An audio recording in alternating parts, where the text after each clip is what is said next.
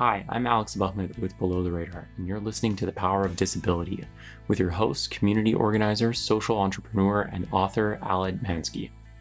This is a 6-part series of the Below the Radar podcast.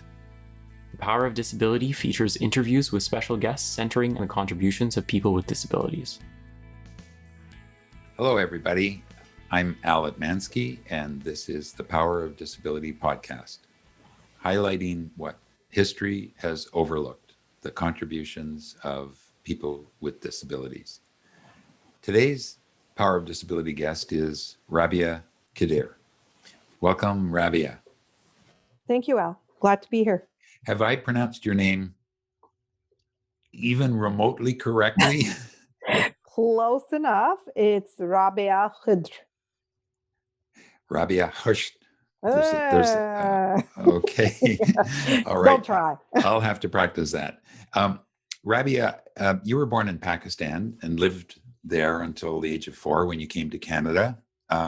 You're a grassroots activist, diversity consultant, motivational speaker, former commissioner of human rights in Ontario, a member of the board of Accessible Standards Canada, founder of the Canadian Association of Muslims with Disabilities, and I could go on and on. I renewed our acquaintance when you and I were on the federal COVID Disability Advisory Committee around this time last year. I'm speaking to you today from your home in Mississauga, and I'm really looking forward to this conversation. So am I. This is great. Thank you, Al. So I've just given a really top-level description of who you are. I've heard you say that you're a person of many hijabs. What does that mean, and how would you describe yourself? Well, I think it means that I've sort of branded myself with a one-liner. Over the years, as I've discovered elements of my identity, and they're kind of sequential, consequential, intentional, deliberate, however I want to package it. So the one-liner that I usually formally introduce myself with in events or talks or whatever that I'm doing is, my name is Rabia Khedr. I'm a hyphen with many hijabs, as you mentioned. That in a Canadian context to me means I can have a hyphenated identity. That's the beauty of our multicultural reality, this experiment that we're doing, that we are dedicated to making a success out of. This will be our legacy to humanity, that we are a diverse society that strives for inclusion and embraces our multicultural roots. So a hyphen with many hijabs means I am a Muslim, Punjabi, Pakistani, Canadian woman, wife, mother, activist, advocate, sibling of individuals with disabilities, daughter of aging parents, consultant, yada, yada, yada. And I happen to have a disability. I happen to be legally blind. And my punchline around that is, I don't know how you'd be illegally blind.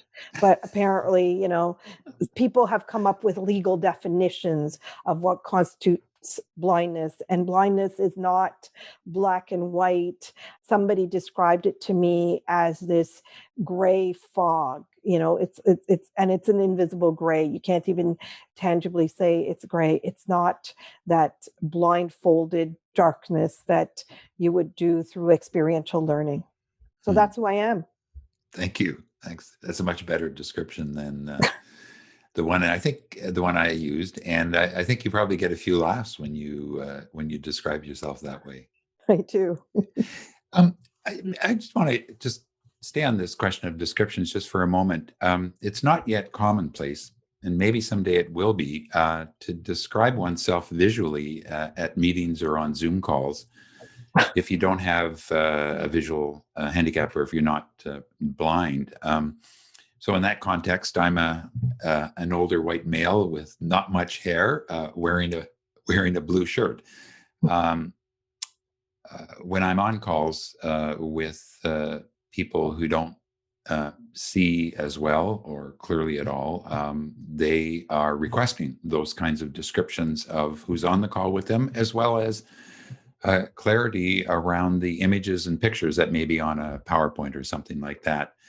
Do you have an opinion about that? Do you think that should become commonplace? How important do you think that is? It's indeed helpful, especially if you know your audience and you know that you're engaging with somebody that may have certain barriers related to a disability. And in my case specifically, I can't see what's on my screen.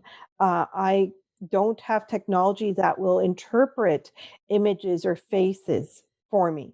Um, in the form of verbiage or description. So when somebody tells me, "Hey, this is how I look," that helps me because you know what? You're getting all that visual information about me. It's important that I be given the same information to engage in a conversation that helps me also place who you are when you are visually placing me in some sort of, context. Mhm. So how do you, because I've seen you integrate information that's in print, on the spot, in intense meetings. And so how do you get that information? What's your process? Actually, there are pros and cons with this virtual world that we're in right now. Uh, in an ordinary circumstance, for example, I might be sitting on my laptop in a meeting and following along with a presentation document or something and speaking to it and stuff. And, sometimes you'll hear me pause and ooh and ah a little bit more because I'm trying to read. And when I say read, I am listening to a little voice in my ear read to me what's on my computer screen. I'm doing that while at the same time paying attention to what's happening in the room. So it's voiceover technology in the context of the iPhone world, in the context of Microsoft, and uh, as such, there are certain screen reader packages, and I use something called JAWS. And my joke around JAWS is, the reading voice had a name when I first got introduced to scanners and stuff that would read aloud text in the early 90s. And this infamous voice was Paul. And over the years, he's transformed to Reed. And I cracked a joke at a speech when I did a talk once in Ottawa. I said, I have this little voice talking to me in my ear, and I've lived with this guy longer than my husband. So, and I go on to say, my technology, like my laptop, I feel I have the right to self-defense as a defense if anybody harms my laptop. If there is any damage caused to my laptop and I react, I have the right to self-defense because everything in my life sits on this laptop. This laptop with its technology integrated gives me that access to the written world and gives me that access to writing down very pertinent, daily living information for me, from recipes to phone numbers to contacts to reports for people. Thank you. I want to just step back a little bit and poke around in your background some more. What was your favorite thing to do as a child when you lived in Pakistan? I don't remember. I came here when I was 4. So you don't remember. So your memory I does not. actually have very little memory of being there. I maybe have some memories that were, reinforced by my parents because, of the relatives that we left behind, grandparents and aunts and uncles.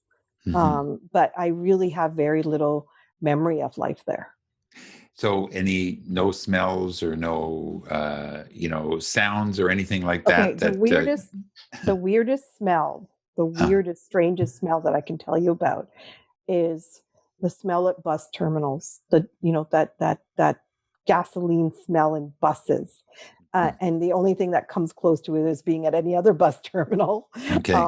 But in that part of the world, it's intense and it's lively and it's lots of chatter. And, we had to fight to get the transit system to do announcements of stops. And in many cultures and traditions, that's just a part of the liveliness of towns and cities, that the drivers are calling you onto their routes, announcing where they're going. It's almost a way of heckling business. Come on board, I'm taking you to this town. Okay. So it's a whole different life. So that's maybe my one of those sort of distinct memories per se that I would say, I have. But the eye condition I have, Al, is something where I do have visual memory, in the sense of it's a genetic condition from birth. It's recessive. I had sight, but not enough sight. So I was always, quote unquote, visually impaired.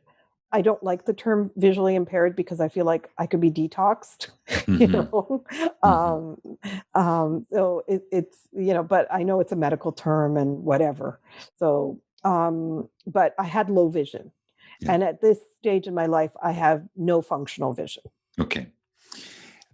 You've described one of your superpowers as being fluent in Punjabi, Urdu, and English, and that in fact English is your language of power.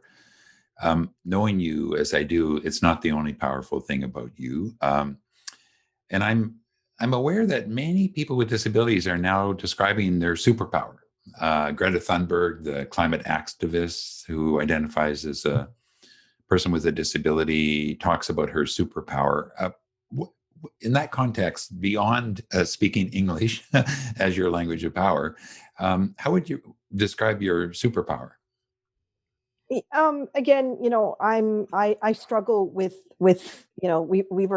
some of us were having a conversation around how people label us as inspirational, and and my comment in that conversation was I struggle with some of that language because from one end I feel awkward when people say you inspire me or you're inspirational.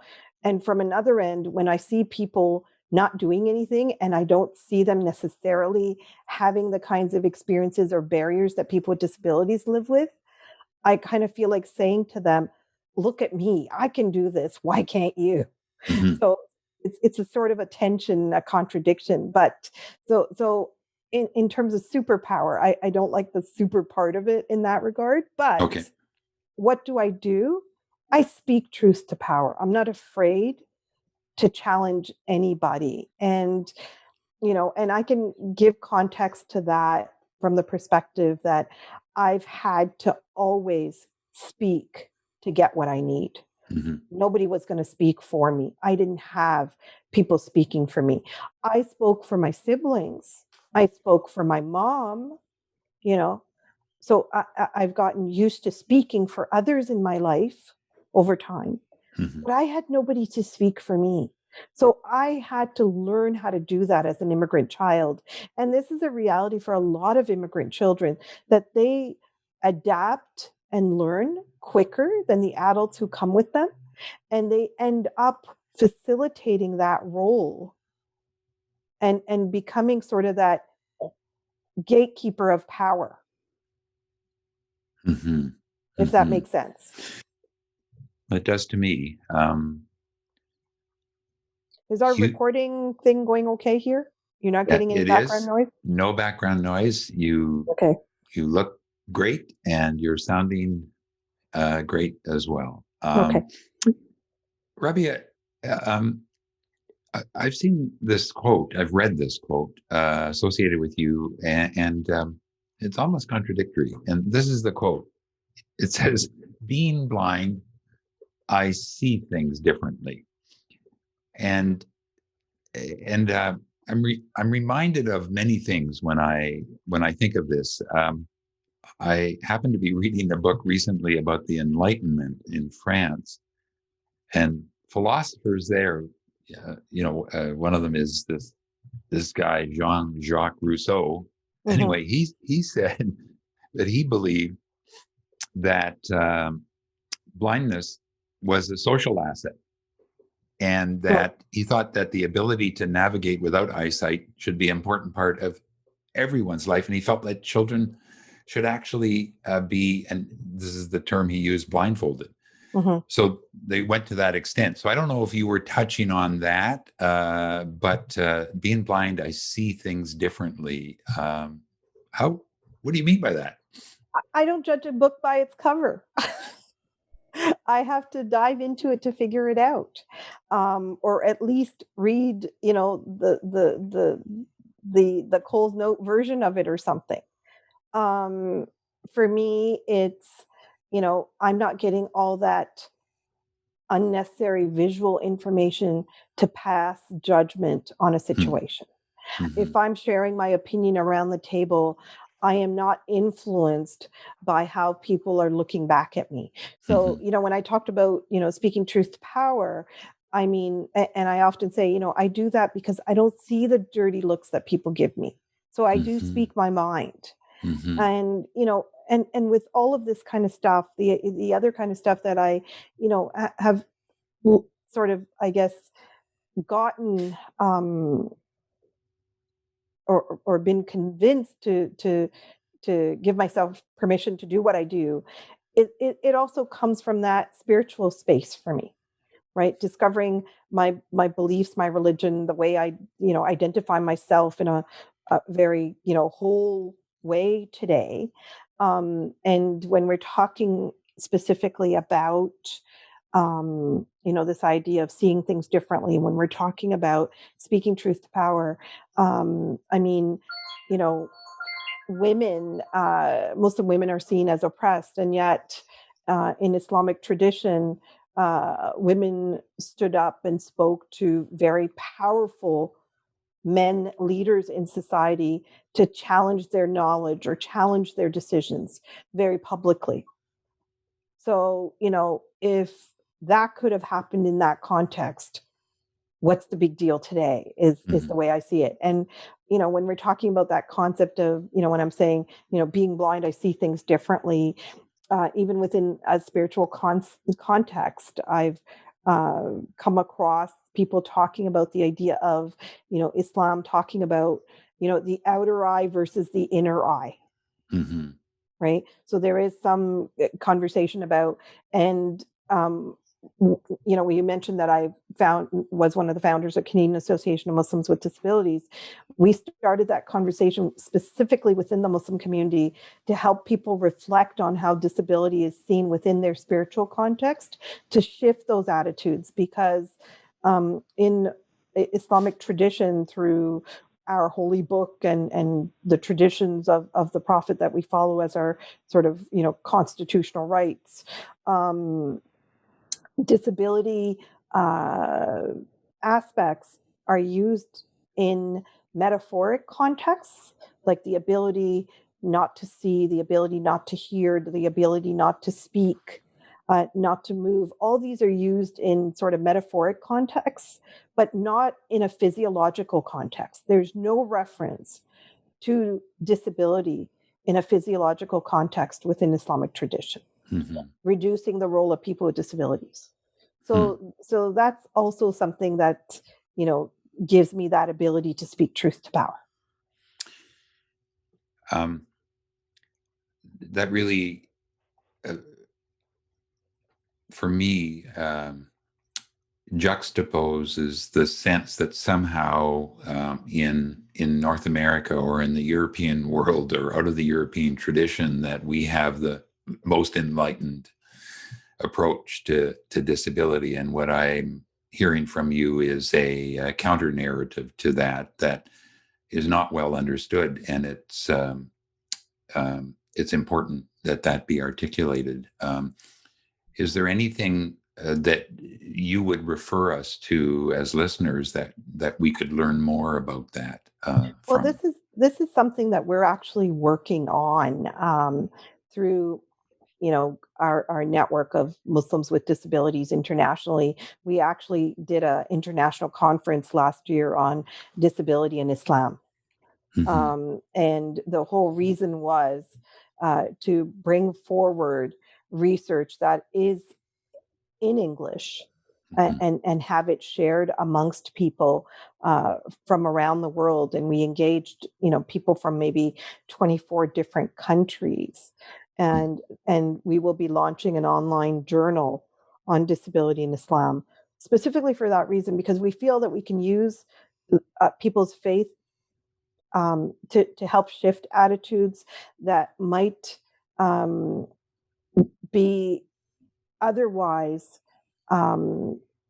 context within contextualized within their cultural realities or experiences, and cultural experiences in many different parts of the world see disability in many different ways, and often negative.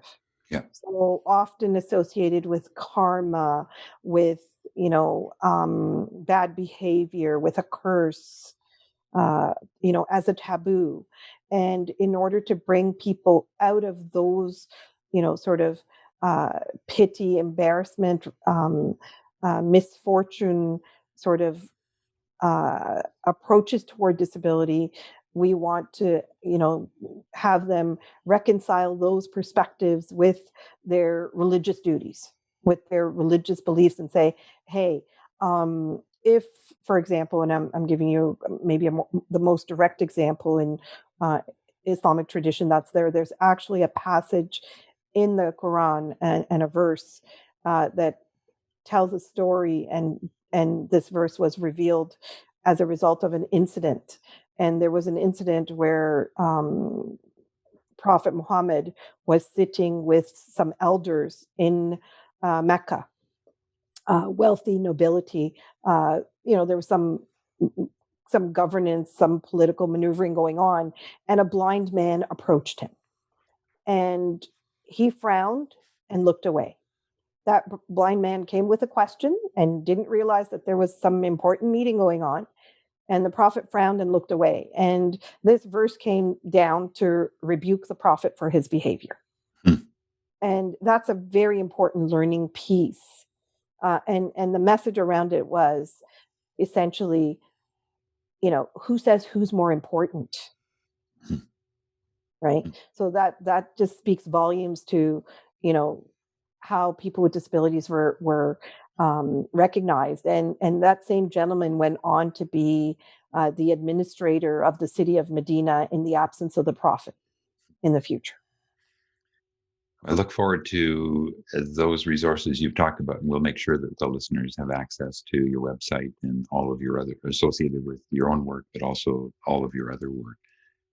Rabia, in my book, The Power of Disability, I have a subtitle that says 10 Lessons for Surviving, Thriving, and Changing the World. And my point there is that, there's an untapped source of wisdom on all of those levels. I'd like to turn our attention to this whole question of how to change the world. And I want to get into some very specific things that you're involved with. But before I do, in a general way, what do you see as some of the biggest challenges that we're facing as a society right now that, other than COVID itself, but maybe that has been amplified by COVID?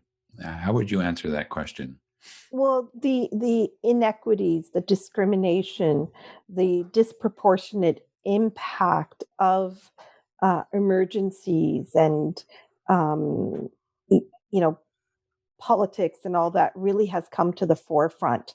There is an implicit hierarchy of priorities.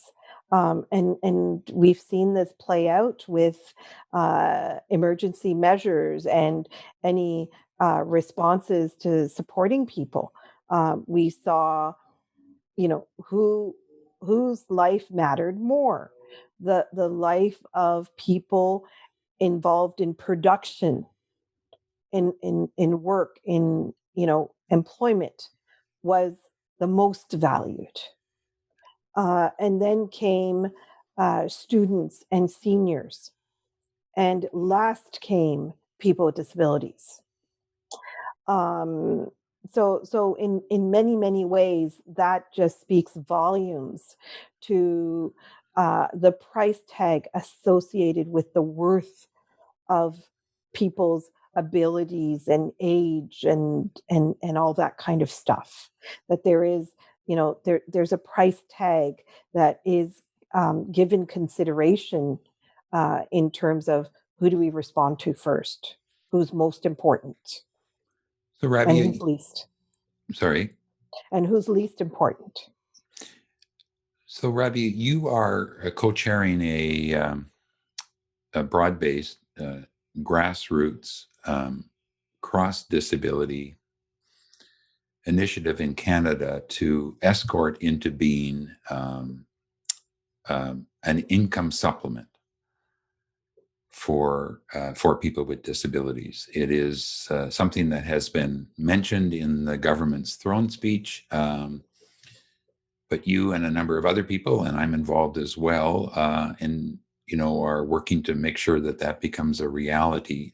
How would you describe this initiative to secure a Canadian disability benefit? I describe it as spontaneous but intentional, as you know, unique and timely, and there's that word, as inspiring as we move forward to mobilize. The number of people that have expressed interest, have offered to support, have come together to engage in conversations. It is tremendous, and the speed of lightning at which we're moving is also very, very inspiring. There is a recognized need that things have to change, that we have to make the future better. We have to make the future better and include people with disabilities as we make that future better for everyone. And people with disabilities are going to play a central role in improving that quality of life for people with disabilities and their families. They're going to lead the charge, and they're going to bring about significant changes because we're living history and we have to shape the future. There's an expression, "Nothing about us without us," in the disability movement, although it's a genuine political expression that's been around for hundreds and hundreds of years. It's been used by the disability community in many parts of the world over the last 3 or 4 decades. And it strikes me that that what you're talking about is a profound manifestation of that. That no longer is it good enough for just credentialed people to act on behalf of people with disabilities, or activists who may or may not have a connection to the disability world to be leading the policy agenda. I know from your involvement, you're pretty resolute and pretty disciplined and pretty blunt about this expression, "Nothing about us without us." And on one level, of course, everybody can agree with it in principle, but I wonder if you could unpack that just a little bit in terms of what the implications are, because I find myself, as a longtime disability advocate and as a parent, having to rethink, my role and my place and my position in this. And maybe others who are listening or watching this today may be thinking the same thing. So could you maybe go into that expression a little bit more? Well, to me, nothing about us without us means that we all have to be involved in the change that we want to see. So if we are working on an issue, on or seeking an opportunity, and wanting to impact, to make like real, necessary, solid impact, then we, as people with disabilities, have to be at the decision making table. We can be supported by allies and friends. Families are a part of that lived experience of disability. So I think, somebody like you as a lifetime advocate parent, you have the right to a seat at the table. However, it can't just be all parents. It can't just be all one kind of disability. It can't just be all a bunch of, academics and policy people.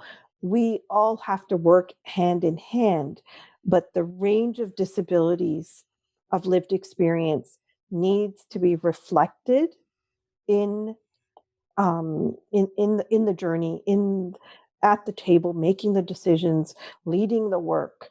People with disabilities cannot just be consulted, cannot just serve as advisors, cannot just be called upon to give their knowledge and time freely.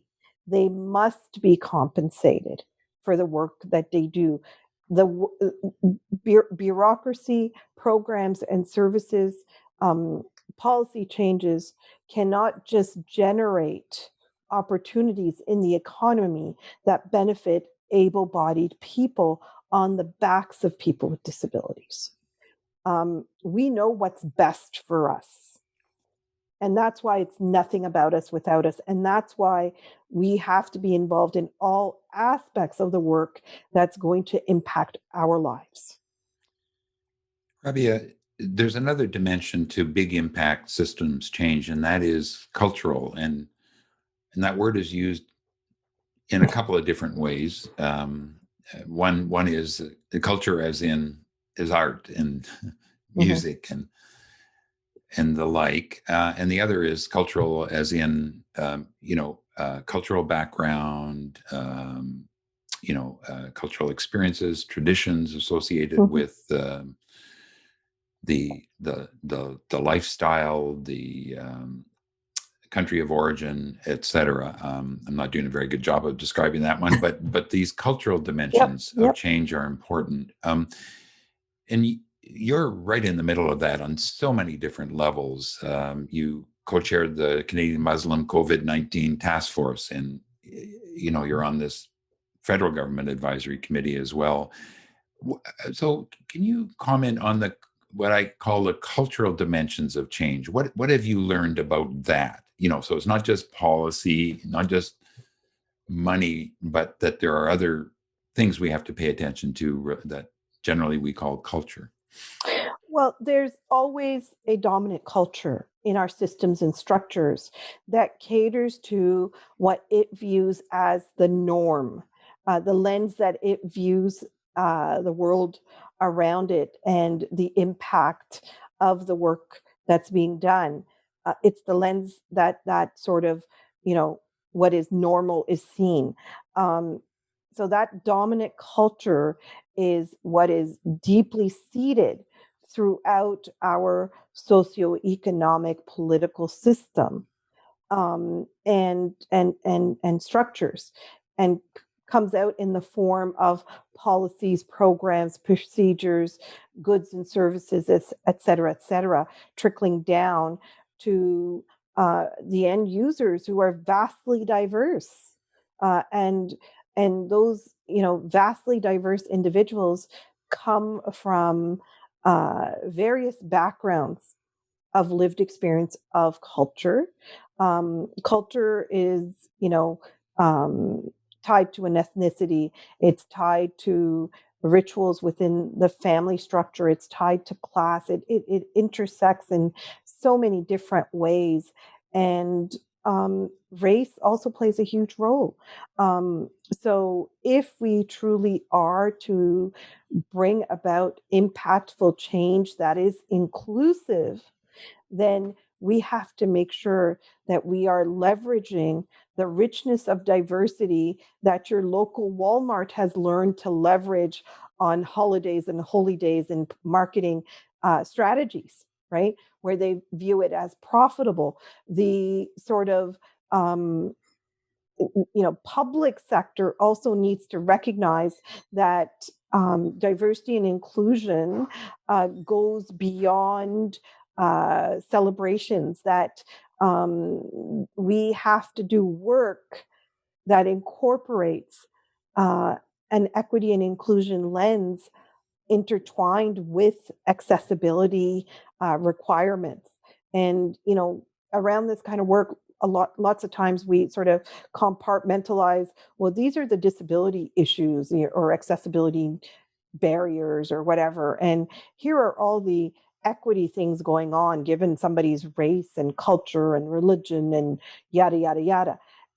Whereas, these things need to come together. So coming back to my one liner, I gave you, my religious background. I gave you my linguistic, ethnic background. I gave you my, nationality, my gender, my, sort of marital status stuff, my, work career kind of business, the roles, with, siblings and stuff like that, and my disability. So it's this whole aspect of me that makes me a whole person that informs my lived experience and also impacts how I engage, what I need, how I access what I need, and what barriers I face, and how those layers of barriers disadvantage me within the dominant culture. Mhm. So if I'm not sitting at the table to voice from my perspective, my needs are going to be neglected. So as you were, and we're coming toward the end of our time here, but I wanted to ask you about this because it seems to me there's potential tension here between two perspectives. One is the perspective that you've just been talking about, which is that all of these different identities come together. In effect, it's a message about solidarity. It's a message about we're stronger together. It's a message about looking for where we have common agreement and how we can move forward in a more unified manner on the one hand. And on the other hand, there is this whole question of identity. And I know in the disability world, this whole emergence of pride, it's a mixture of pride, it's a mixture of anger, it's a mixture of frustration. Enough's enough. We've got to get this. We've got to get these changes happening. It's not good enough to be incremental in our strategy and in our approach. So there's a potential tension, at least, between identity, as I've just described it, and this broader solidarity. How do you see that resolved, or do you think it's contradictory, or is there a way to? I don't think so. I don't think there's a contradiction. I'm saying, I reject all that ableist language of we're differently abled or, we're physically challenged and all that kind of stuff, right? So, having a disability is an aspect of my life, right? When I'm giving you that sort of sequence of my identity, I'm kind of just trying to educate people to look past my disability and realize that I am a whole human being. And my disability experience is a definite part of my experience as a human being. And it cannot be ignored. It cannot be dissected. It cannot be segregated. It cannot be compartmentalized and dealt with only as disability or I cannot be looked at as just the disabled person. Mm-hmm. Mm-hmm. Thank you. Thank you for that explanation. Maybe a final question, and I'll just throw it back to you. We've been talking now for 30 plus minutes. Is there anything that you'd like to leave the listener slash viewer with in terms of this discussion, or in terms of the work that you're doing, or an insight that you, as one of the wisest people I know, has gained in your life? Over to you for what have I missed in not asking you that? I mean, we could talk forever on these issues, and there's lots to be said, and there are lots of other people who need to also be heard and have a say. But I think we're at a very critical point in history. We are living the 21st century, and we need to do things better, and we have a duty and an obligation to do things better. If we don't seize this moment, if we don't recognize the urgency and the opportunity, we're going to look back and regret.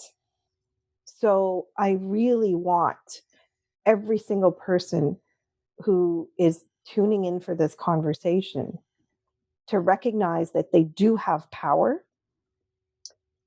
that there is a need for change, and the time has come. The time has come for us to act together to make that change a reality. And that change benefits everybody. Nothing we champion takes away something from someone else. When we change the conversation to including racialized people with disabilities, looking at diversity and inclusion in a more broad-based way within disability, we're not taking anything away from the majority.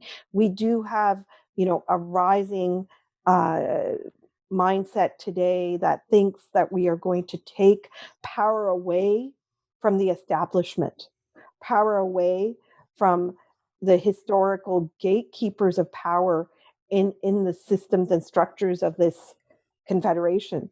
That's not the goal. The goal is to share power. Rabia, thank you. It's been a delight to speak with you this way on the podcast. Thank you very much. So for the listener, we will have access and information on Rabia's website, on the website of her many other organizations, and a link to this work that she is leading on securing a Canadian disability benefit, which is being characterized as a great example of how to build back better. And as well, you can find out how you can book her for your next conference or meeting, and stay in touch. If you want to read more about the power of disability or learn more about it, be sure to listen to the other conversations in this podcast series. You can check out my website, and you can also check out my latest book, The Power of Disabilities, 10 Lessons for Surviving, Thriving, and Changing the World. And with that, I bid you and Rabia a good day. Cheers. This has been part 4 of The Power of Disability, a special 6-part series of the Below the Radar podcast. Check back next Thursday for the 5th installment. This series is curated and hosted by the community organizer, social entrepreneur, and author Etmanski. Theme music for The Power of Disability is There Is Nothing Wrong With Me, Epilepsy by Todd Osecki. The production of this series is supported by SFU's Van City Office of Community Engagement.